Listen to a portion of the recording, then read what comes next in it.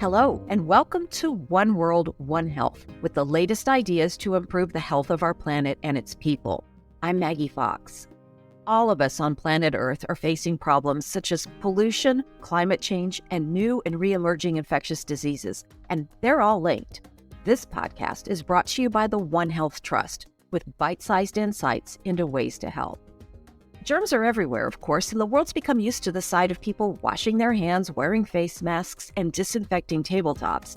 But one place where people might not think to look for a dangerous infection is eye drops. But the U.S. Centers for Disease Control and Prevention warned against the use of certain brands of eye lubricants after dozens of people across the U.S. became ill with an unusual strain of bacteria. Some even died. A CDC investigation found the one thing most of these people had in common was the use of these eye drops. Some of the patients had eye infections, but the infections had spread to the rest of their bodies too. Worse, these infections were resistant to some of the drugs normally used to treat them. It's an example of how antimicrobial resistant organisms, sometimes called superbugs, are turning up in unexpected places. And it's an example of how an outbreak anywhere can become an outbreak everywhere. Today we're chatting with Dr. Maroya Walters, a CDC epidemiologist and commander in the U.S. Public Health Service who led the investigation. Dr. Walters, thanks so much for joining us. Thanks for having me. This was a very unusual outbreak. How would a microbe like this ever even get into eye drops in the first place? Yeah, Maggie, you're right that this was really unusual because it's actually the first outbreak in the U.S. where we've had a highly resistant Pseudomonas strain that's been linked to a manufactured product. And our investigation is still ongoing to really understand how these eye drops may have become contaminated, and including to understand really if they even were contaminated during manufacturing, because we're still waiting on some results for testing of unopened product. But we know that FDA did an inspection at the manufacturer and found gaps in their procedures for sterile processing and sterile manufacturing. And so we do suspect that something at the manufacturing plant led to contamination of the eye drops. This particular strain of bacteria, Pseudomonas aeruginosa, is what's called an extensively drug-resistant strain. Can you tell us what that means? Yeah, so first, antibiotic resistance is what happens when bacteria are able to survive the effects of the drugs, the antibiotics, that are designed to kill them. And when a bacteria is extensively drug resistant, it means that it is resistant, so it's able to withstand the effects of most available antibiotics to treat that organism.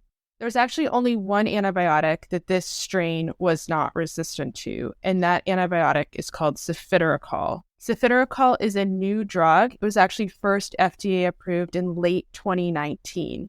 And so that's the only drug that we know can successfully treat these bacteria. How does that happen in the first place? How did these germs develop resistance to so many different agents?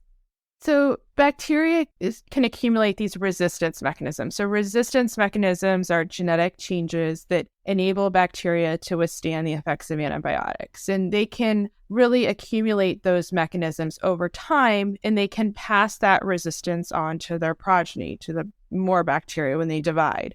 And some resistance mechanisms can also be transferred between different bacterial strains. So bacteria are sharing the genetic code for antibiotic resistance with each other. And it's actually that sort of sharing that really can help antibiotic resistance spread rapidly. And so what happens is that bacteria can accumulate these resistance mechanisms. And each resistance mechanism can actually confer resistance not just to one type of antibiotic, but in some cases to multiple different types of antibiotics. And so that is really the net effect, is that you have many different resistance mechanisms in one bacteria that is making it extensively drug resistant. This was such an odd one. How did the CDC even figure out what was happening? How did you discover that it was eye drops that were to blame, and then which particular ones? So this was a really challenging investigation. So it's important to recognize first that when we're talking about extensively drug-resistant Pseudomonas, I mentioned that it's the first time we found this strain in a manufactured product. we usually find these strains in patients in healthcare settings, and they're spreading patient to patient through healthcare workers who maybe forgotten to wash their hands, through contaminated medical equipment, or contaminating the healthcare environment. And so we typically see these facility outbreaks of patient-to-patient transmission. And so this was very unusual. And at first, we had 3 separate outbreaks in different types of healthcare facilities, including, very different types of healthcare facilities, an outpatient eye clinic, and then these long-term care facilities with different infection types. And so those just seem to be sort of fairly typical outbreaks of this organism, with the exception of the eye clinic, which was definitely atypical because we'd actually never seen eye infections with this organism before. But it was really through whole genome sequencing for these outbreaks and then comparing across the outbreaks that we were able to first identify, hey, these 3 outbreaks in different strains with different types of infections and really in very, very different healthcare settings are actually the same strain of bacteria. And it's a strain of bacteria we had never seen before. It had a very unique combination of genetic features. And so the first thing you think, because of how these spread, is, well, maybe there's a patient in each of these states, who traveled, who had healthcare in another state and brought this in. But we didn't find those sort of more typical explanations for this phenomenon. And so we really quickly came to the conclusion that this seemed to be a contaminated product that was used across the patients in the different healthcare facilities. There are a couple challenges there. So first, these were healthcare facility clusters. And so we had to really figure out or keep in mind that in these clusters, many patients could have gotten the same contaminated product, or just a few of those patients could have gotten the product. And then we would have our sort of more usual routes of patient-to-patient transmission to explain the other cases. We also know that Pseudomonas can colonize the body, meaning it stays on or in the body for a long period of time, for many months, before ever causing an infection. So there's not like a typical incubation period like you might have with a foodborne outbreak. And so we really had to think, what is the exposure period? What's a reasonable exposure period to look at? Keeping in mind that we were seeing lots of different types of infection, and we're actually seeing patients who didn't have infections, but just had this bug in their digestive tract. And then also, just because of the different patient presentations and different types of healthcare settings, we really had to think that this, was a universe of products we were initially considering. It could have been a medicine, it could have been something like a bathing wipe, it even could have been like a cleaner used in the facility. And so what we did was we worked with our health departments to narrow in on what potential products might have been used. And initially, we really didn't find anything in common. So we did a case control study, which is where you compare the products and medicines that patients with the bug got to what products patients without the bug got. And that was our breakthrough. That was when we realized that artificial tears was the signal, and we had to dig deeper to figure out what the brand was. And this is a really complex type of investigation that CDC does. It in conjunction, I know, with the state health departments. You go to people's houses, right, and look at the stuff they've got. Well, that can happen, particularly in a community outbreak. In this case, what we did was we went to the healthcare facilities. The health departments went to the healthcare facilities with clusters, and they actually did that long before we knew this was what we call a multi-state outbreak, the same strain in multiple states. And so what we did for this case control was, with a health department, CDC went on site, and we worked with that healthcare facility to look at the patient records and also just to look at facility practices. And it was in doing that we were able to figure out that artificial tear signal.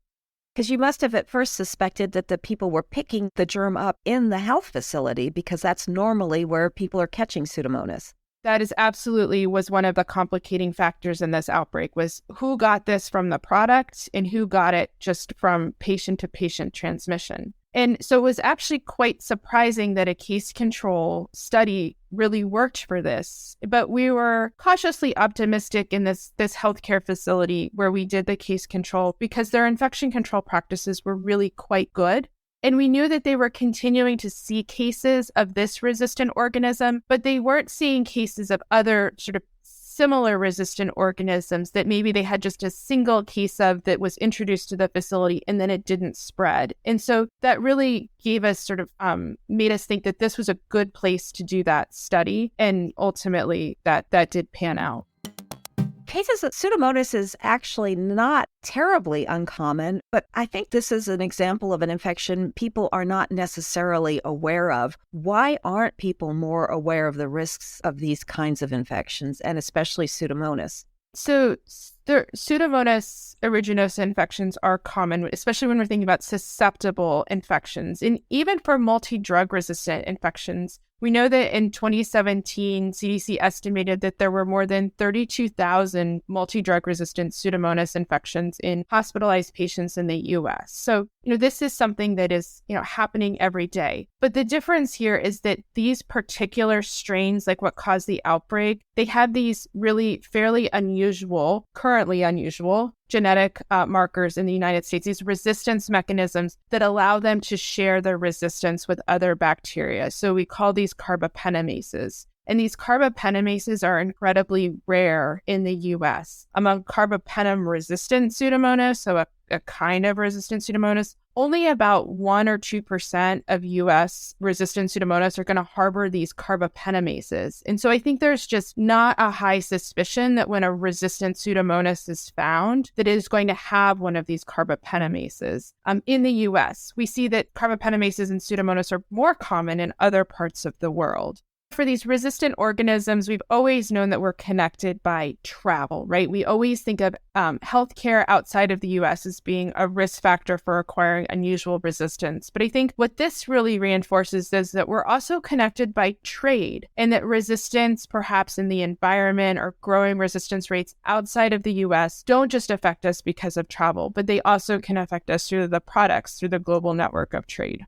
If this particular strain of bacteria and others resist so many different drugs, what are some of the other alternatives for treating these infections? So I think it's the fact that this was susceptible to cefiderocol, which is a new antibiotic, and reinforces that we do need to continue to innovate. We do need new antibiotics. Antibiotics, though, alone, new antibiotics, we're not going to invent our way out of the resistance problem. And we need to be thinking of other approaches. Those can be treatments. For example, there are 2 groups in the US that have identified bacteriophages that are active against this strain of Pseudomonas. And bacteriophages are viruses that infect and can destroy certain strains of bacteria. So that is promising, although bacteriophage therapy is not widely used in the United States. And then it also reinforces that we need other approaches to fight resistance, including better detection. We talked about how this bug isn't really on the radar of a lot of clinicians and maybe even laboratorians. And so maybe one positive outcome of this really awful outbreak is that clinicians and laboratorians may be more likely to report this unusual resistance or consider that these unusual resistance mechanisms are present. And then we also need to work on infection control in our healthcare facilities, because right now what we're trying to do, we think we've addressed the source through removing the artificial tears product from the market, but we now know that we have patients who are colonized with this organism, and we want to prevent that organism from spreading to other people, other patients, through the more usual routes of person-to-person transmission. And when you're colonized, that means that this bacteria is living in your body, but not necessarily causing any kind of symptoms.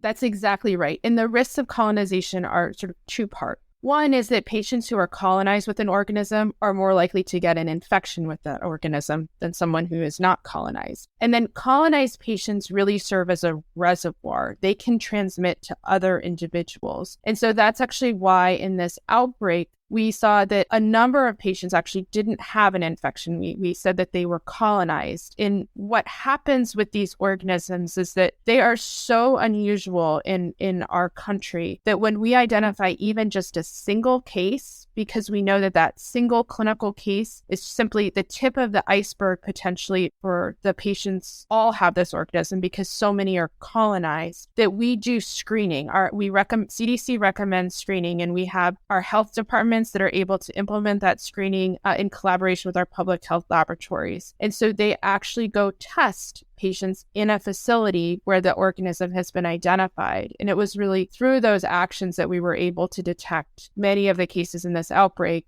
and I hope prevent spread to other patients, because we then knew who had this and could use appropriate infection control measures to prevent them from transmitting to others. What else is the CDC advising people to do? So this is a product that people may have in their homes that they may have purchased from major retailers. And so really we would advise people to check to see if you have this product in your home. And if you do have it, to throw it away. We know that most patients who use these products probably didn't develop any infection. But if you have been using this product and you think you have an infection, whether it's in your eyes or at another site, we would advise that you tell your physician that you have been using this product when you seek care. Dr. Walters, thanks so much for your time. Thank you for having me, Maggie. If you like this podcast, which is brought to you by the One Health Trust, please share it by email or on social media, and let us know what else you'd like to hear about at OWOH@onehealthtrust.org. Thanks for listening. Thank you for listening to One World, One Health, brought to you by the One Health Trust. I'm Ramanan Lakshminarayan, founder and president of the One Health Trust. You can subscribe to One World, One Health on Spotify, Apple Podcasts, or wherever you listen to podcasts. Follow us on social media at One Health Trust, one word, for updates on One World, One Health and the latest in research on One Health issues like drug resistance, disease spillovers, and the social determinants of health. Finally, please do consider donating to the One Health Trust to support this podcast and other initiatives and research that help us promote health and well-being worldwide. Until next time.